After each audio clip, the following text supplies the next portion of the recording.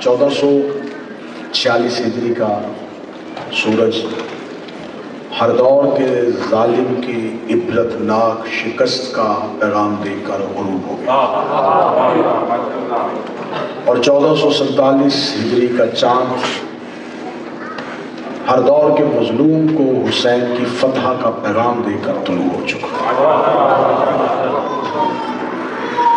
غم حسین میں کائنات نوحہ کنا ہو گئی،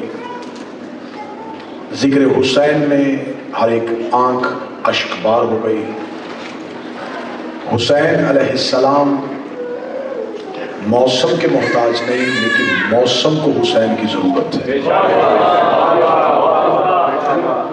آج تمہیدی مجلس ہے، کل سے ہم اپنے موضوع سے مسلسل ہوں گے،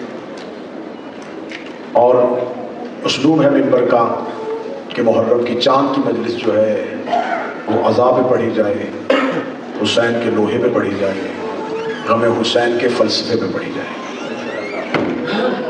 بڑی خوش نصیب ہے وہ قوم جو اپنے سال کی ابتدا حسین کے رونے سے کرتی ہے۔ ہمارے سال کی ابتدا اس آنسو سے ہو رہی ہے جس آنسو کی حسرت رسول کی بیٹی نے کی تھی۔